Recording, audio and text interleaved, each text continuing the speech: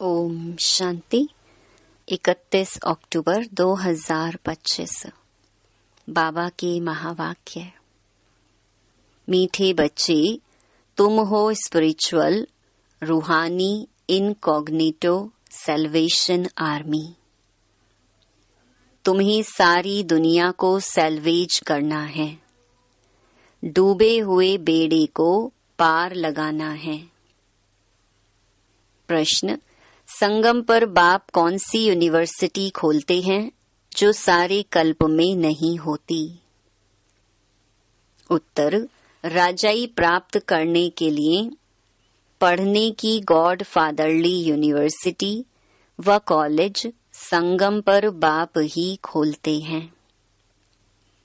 ऐसी यूनिवर्सिटी सारे कल्प में नहीं होती। इस यूनिवर्सिटी में पढ़ाई पढ़कर तुम डबल सिरताज राजाओं का राजा बनते हो। ओम शांति। मीठे मीठे रूहानी बच्चों से पहले पहले बाबा पूछते हैं, यहाँ आकर जब बैठते हो तो अपने को आत्मा समझ बाप को याद करते हो? क्योंकि यहाँ तुमको कोई धंधा धोरी, मित्र संबंधी आदि भी नहीं है। तुम यह विचार करके आते हो कि हम बेहद के बाप से मिलने जाते हैं। कौन कहते हैं? आत्मा शरीर द्वारा बोलती है। पारलौकिक बाप ने यह शरीर उधार पर लिया है, इनसे समझाते हैं। यह एक ही बार होता है जो बेहद का बाप आकर सिखलाते हैं। अपने को आत्मा समझ बाप को याद करने से तुम्हारा बेड़ा पार होगा। हरेक का बेड़ा डूबा हुआ है। जो जितना पुरुषार्थ करेंगे उतना बेड़ा पार होगा। गाते हैं ना, हे मांझी बेड़ी नैया मेरी पार लगाओ। वास्तव में हरेक को अपने पुरुषार्थ से पार जाना है। जैसे तैरना सिखलाते हैं, फिर सीख जाते हैं तो आपे ही तैरते हैं। वह सब हैं जिस्मानी बातें, यह हैं रूहानी बातें। तुम जानते हो आत्मा अभी कीचड़ के दुबन दलदल में फंस गई है। इस पर हिरण का भी मिसाल देते हैं। पानी समझ जाते हैं परंतु वह होती है कीचड़, तो उसमें फंस पड़ते हैं। कभी कभी स्टीमर्स, मोटरें आदि भी कीचड़ में फंस पड़ती हैं, फिर उनको सैल्वेज करते हैं। वह सब हैं सैल्वेशन आर्मी। तुम हो रूहानी। तुम जानते हो सब माया के दुबन में बहुत फंसे हुए हैं। इनको माया का दुबन कहा जाता है। बाप आकर समझाते हैं, इनसे तुम कैसे निकल सकते हो। वह सैल्वेज करते हैं। उसमें मदद चाहिए आदमी को आदमी की। यह तो फिर आत्मा जाकर दुबन में फंसी है। बाप रास्ता बताते हैं, इनसे तुम कैसे निकल सकते हो।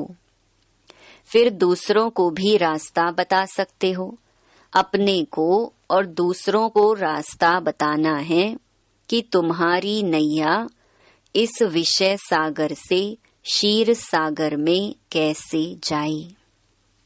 सतयुग को कहते हैं क्षीर सागर, अर्थात सुख का सागर। यह है दुख का सागर। रावण दुख के सागर में डुबोते हैं। बाप आकर सुख के सागर में ले जाते हैं। तुमको रूहानी सैल्वेशन आर्मी कहा जाता है। तुम श्रीमत पर सबको रास्ता बताते हो, हरेक को समझाते हो। दो बाप हैं, एक हद का, दूसरा बेहद का। लौकिक बाप होते हुए भी सब पारलौकिक बाप को याद करते हैं, परंतु उनको जानते बिल्कुल नहीं हैं। बाबा कोई ग्लानि नहीं करते हैं, परंतु ड्रामा का राज समझाते हैं। यह भी समझाने के लिए ही कहते हैं कि इस समय सभी मनुष्य मात्र 5 विकारों रूपी दलदल में फंसे हुए आसुरी संप्रदाय हैं। दैवी संप्रदाय को आसुरी संप्रदाय जाकर नमन करते हैं, क्योंकि वह संपूर्ण निर्विकारी हैं। सन्यासियों को नमन करते हैं, वह भी घर बार छोड़कर जाते हैं, पवित्र रहते हैं। इन सन्यासियों और देवताओं में रात दिन का फर्क है। देवताओं का तो जन्म भी योग बल से होता है। इन बातों को कोई जानते नहीं। सब कहते हैं ईश्वर की गति मत न्यारी, ईश्वर का अंत नहीं पा सकते।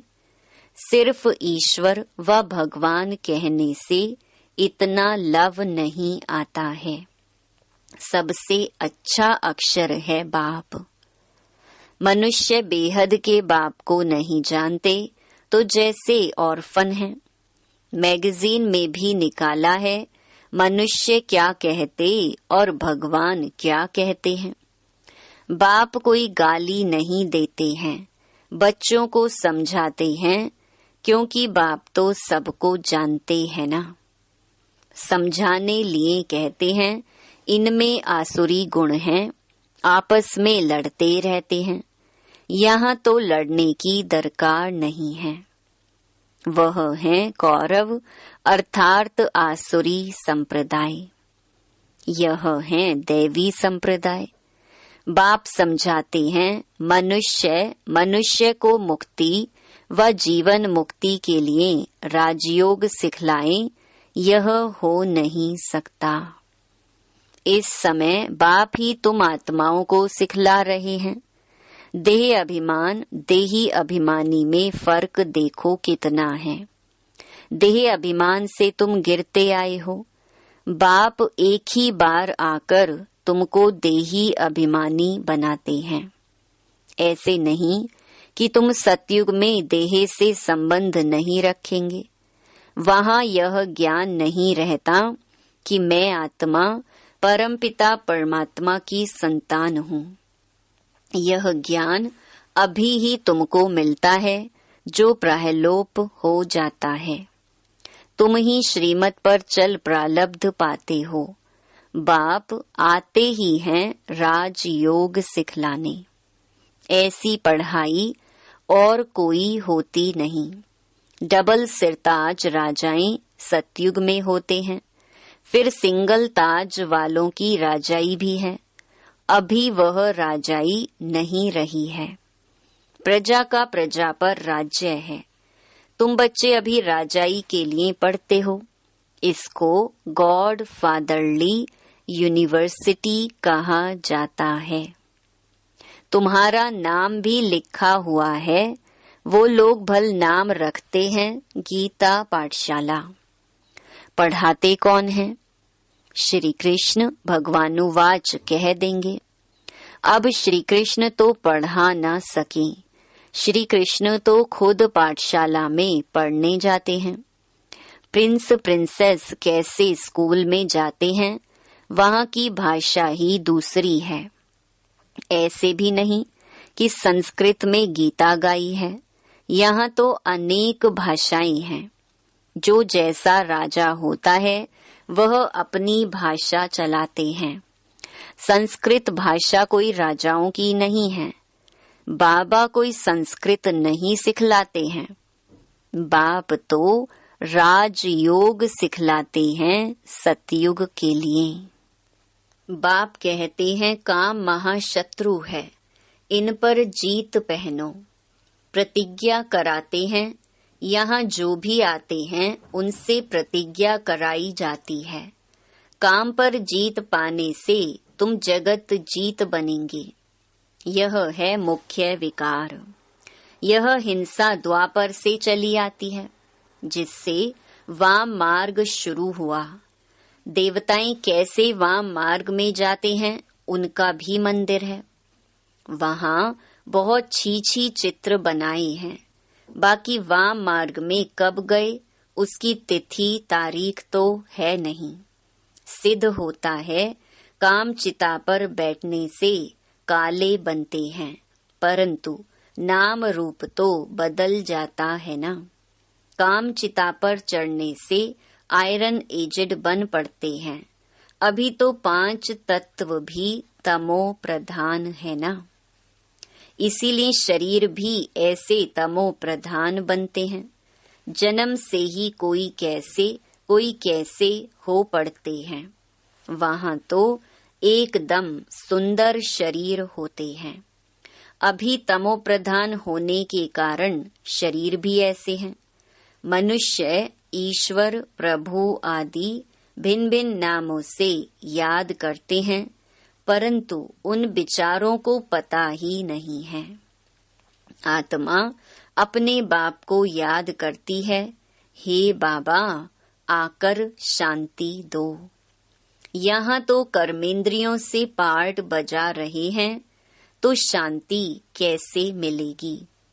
विश्व में शांति थी जबकि इन लक्ष्मी नारायण का राज्य था, परंतु लाखों वर्ष कल्प की आयु कह दी है, तो मनुष्य बेचारे कैसे समझेंगे।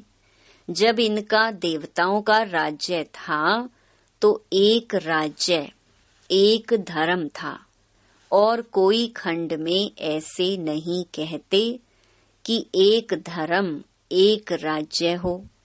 यहाँ आत्मा मांगती है एक राज्य हो।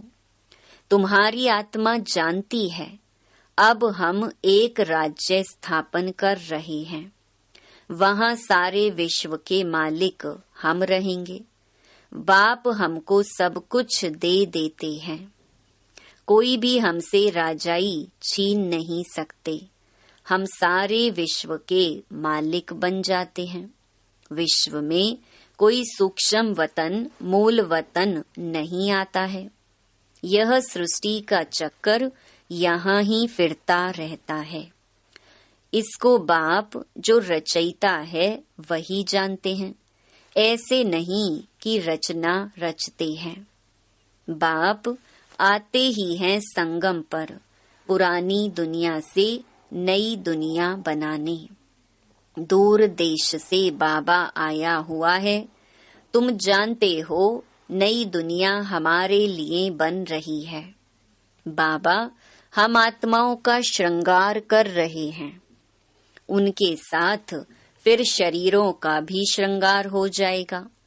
आत्मा पवित्र होने से फिर शरीर भी सतो प्रधान मिलेंगे।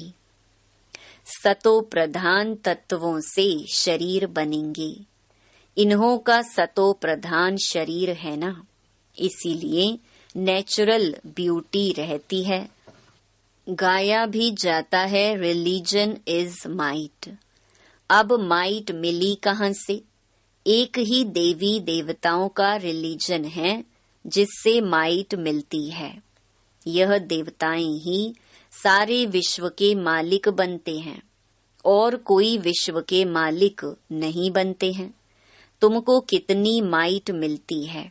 लिखा हुआ भी है, आदि सनातन देवी देवता धर्म की स्थापना शिव बाबा ब्रह्मा द्वारा करते हैं।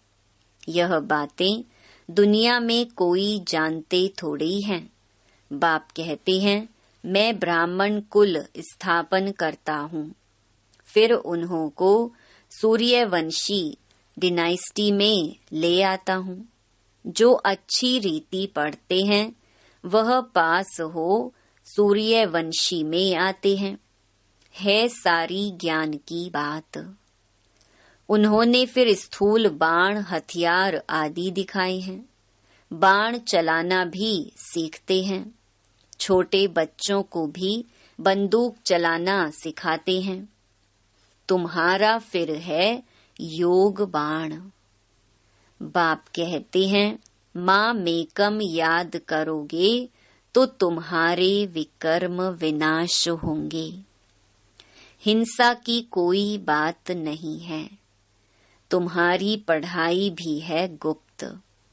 तुम हो स्पिरिचुअल रूहानी सल्वेशन आर्मी। यह कोई को मालूम नहीं है कि रूहानी आर्मी कैसे होती है। तुम हो इनकॉग्निटो स्पिरिचुअल रूहानी सल्वेशन आर्मी। सारी दुनिया को तुम सैल्वेज करते हो। सबका बेड़ा डूबा हुआ है, बाकी सोने की लंका कोई है नहीं। ऐसे नहीं कि सोनी द्वारिका नीचे चली गई है, वह निकल आएगी। नहीं, द्वारिका में भी इनका राज्य था, परंतु सतयुग में था। सतयुगी राजाओं की ड्रेस ही अलग होती है, त्रेता की अलग। भिन्न भिन्न ड्रेस, भिन्न भिन्न रस्म रिवाज होती हैं। हरेक राजा की रस्म रिवाज अपनी अपनी। सतयुग का तो नाम लेते ही दिल खुश हो जाती है। कहते ही हैं स्वर्ग पैराडाइज, परंतु मनुष्य कुछ भी जानते नहीं। मुख्य तो है यह दिलवाड़ा मंदिर, हूबहू तुम्हारा यादगार है। मॉडल्स तो हमेशा छोटा बनाते हैं ना, यह बिल्कुल एक्यूरेट मॉडल्स हैं। शिव बाबा भी हैं, आदि देव भी हैं, ऊपर में वैकुंठ दिखाया है। शिव बाबा होगा तो जरूर रथ भी होगा। आदि देव बैठा है, यह भी किसको पता नहीं है। यह शिव बाबा का रथ है। महावीर ही राजाई प्राप्त करते हैं। आत्मा में ताकत कैसे आती है, यह भी तुम अभी समझते हो। घड़ी घड़ी अपने को आत्मा समझो। हम आत्मा सतो प्रधान थी तो पवित्र थी। शांति धाम सुख धाम में जरूर पवित्र ही रहेंगे। अब बुद्धि में आता है कितनी सहज बात है। भारत सतयुग में पवित्र था, वहां अपवित्र आत्मा रह न सके। इतनी सब पतित आत्माएं ऊपर कैसे जाएंगी? जरूर पवित्र बनकर ही जाएंगी।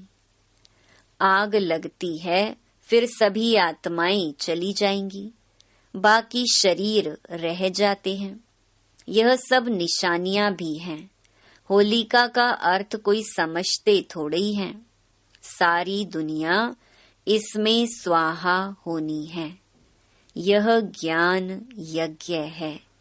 ज्ञान अक्षर निकाल, बाकी रुद्र यज्ञ कह देते हैं। वास्तव में यह है रुद्र ज्ञान यज्ञ। यह ब्राह्मणों द्वारा ही रचा जाता है। सच्चे सच्चे ब्राह्मण तुम हो। प्रजापिता ब्रह्मा की तो सब औलाद है ना। ब्रह्मा द्वारा ही मनुष्य सृष्टि रची जाती है। ब्रह्मा को ही ग्रेट ग्रेट ग्रैंडफादर कहा जाता है। इनका सिजरा होता है ना, जैसे अलग अलग बिरादरी का सिजरा रखते हैं। तुम्हारी बुद्धि में है कि मूल वतन में है आत्माओं का सिजरा, कायदे मुजीब।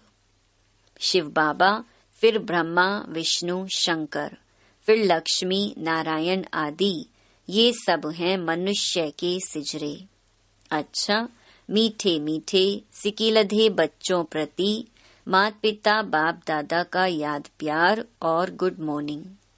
रूहानी बाप की रूहानी बच्चों को नमस्ते। धारणा के लिए मुख्य सार। पहला, रूहानी सैल्वेशन आर्मी बन स्वयं को और सर्व को सही रास्ता बताना है। सारी दुनिया को विषय सागर से सैल्वेज करने के लिए बाप का पूरा पूरा मददगार बनना है। दूसरा, ज्ञान योग से पवित्र बन आत्मा का श्रृंगार करना है, शरीरों का नहीं। आत्मा के पवित्र बनने से शरीर का श्रृंगार स्वतः हो जाएगा। वरदान: किनारा करने के बजाय हर पल बाप का सहारा अनुभव करने वाले निश्चय बुद्धि विजयी भव। विजयी भव की वरदानी आत्मा हर पल स्वयं को सहारे के नीचे अनुभव करती है। उनके मन में संकल्प मात्र भी बेसहारे व अकेलेपन का अनुभव नहीं होता। कभी उदासी या अल्पकाल के हद का वैराग्य नहीं आता। वे कभी किसी कार्य से, समस्या से, व्यक्ति से किनारा नहीं करते, लेकिन हर कर्म करते हुए, सामना करते हुए, सहयोगी बनते हुए बेहद की वैराग्य वृत्ति में रहते हैं। स्लोगन: एक बाप की कंपनी में रहो और बाप को ही अपना कंपेनियन बनाओ। अव्यक्त इशारे: स्वयं और सर्व के प्रति मनसा द्वारा योग की शक्तियों का प्रयोग करो। दिव्य बुद्धि रूपी विमान द्वारा सबसे ऊंची चोटी की स्थिति में स्थित हो। अव्यक्त वतनवासी बन विश्व की सर्व आत्माओं के प्रति शुभ भावना और श्रेष्ठ कामना के सहयोग की लहर फैलाओ। योग के प्रयोग द्वारा दुखी अशांत आत्माओं को शांति और शक्ति की सकाश दो। ओम शांति।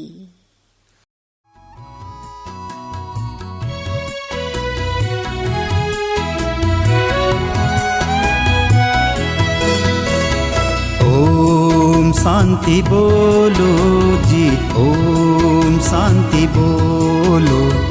ओम शांति बोलो जी, ओम शांति बोलो। बोलो जी, बोलो जी, ओम शांति बोलो।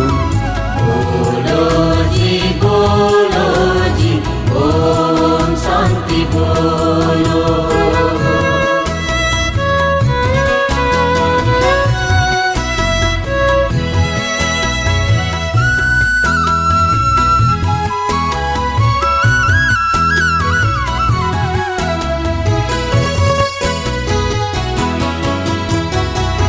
जब आओगे बाबा के द्वारे हो, जब आओगे बाबा के द्वारे हो, कट जाएंगे पाप तुम्हारे हो। जाएंगे पाप तुम्हारे हो।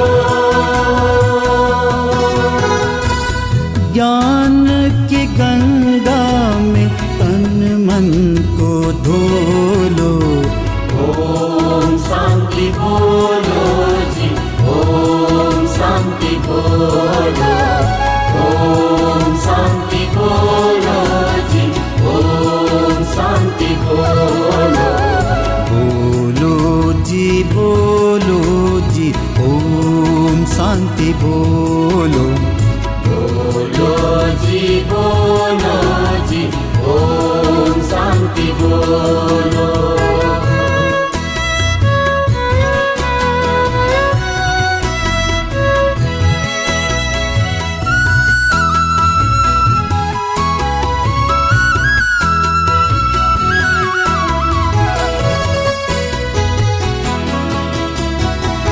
पढ़ लो, सुन लो बाबा की मुरली।